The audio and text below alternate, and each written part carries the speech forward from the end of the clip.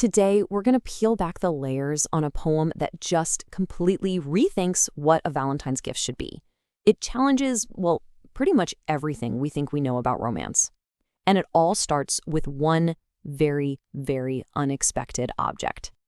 So when you think of love, what pops into your head? Probably what's on the left, right?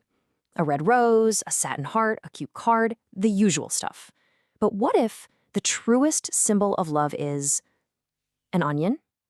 Yeah, I know, it sounds weird, maybe even a little insulting. But you know what? That jarring feeling is exactly the point. That feeling of discomfort, that's right at the heart of Carol Ann Duffy's famous poem, Valentine. It's this powerful critique of the whole commercialized, performative romance that kind of takes over our culture, and it's asking us to look for something way more real. And look, to really get this poem, you've got to get the poet.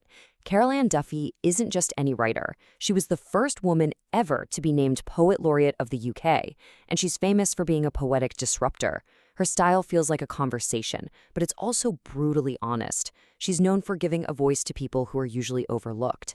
And she has this absolutely brilliant knack for taking our expectations about huge ideas like love, power, and gender, and just flipping them completely upside down.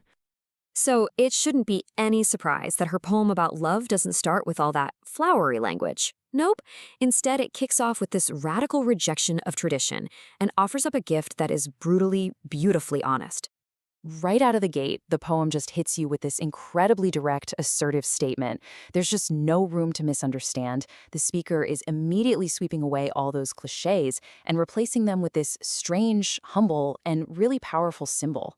And that sets the tone for the entire piece. This is going to be about truth, not some fantasy. Okay, so why an onion? I mean, of all things, why an onion?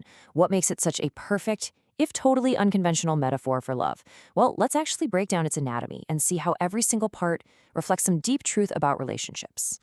This is where the metaphor just beautifully unfolds. It connects all these sensory details of the onion to the reality of love. First off, you've got its papery skin.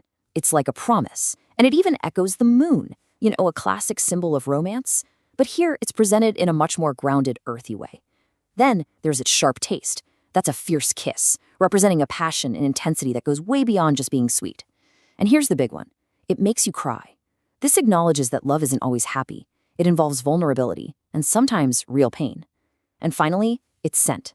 It clings to you, right? A perfect metaphor for how love leaves a permanent, undeniable mark on your life.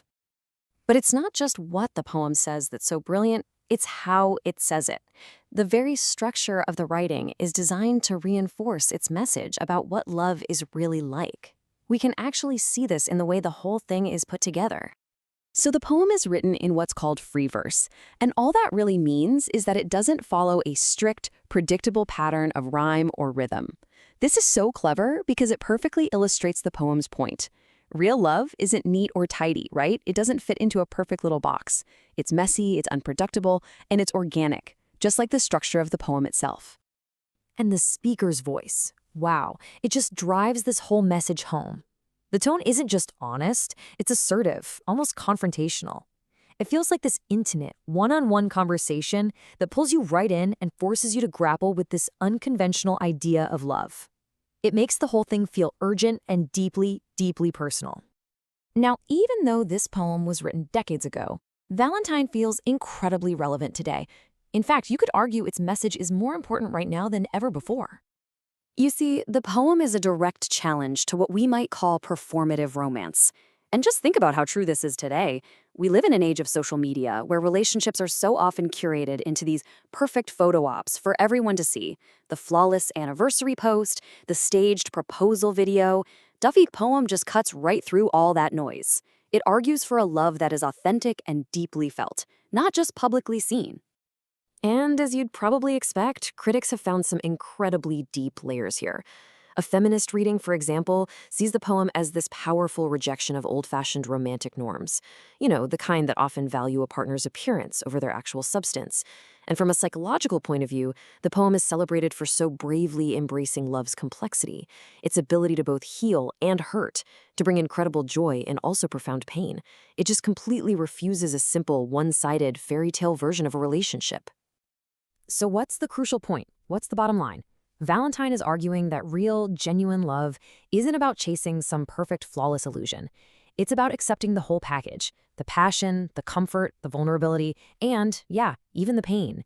Its power comes from its reality, not its perfection. Which leaves us with a final, pretty provocative question to think about. The poem offers us honesty over illusion and intensity over ease. And it really forces us to ask ourselves, can a love that challenges us and maybe even causes us pain be just as meaningful, or perhaps even more so, than one that only ever offers comfort?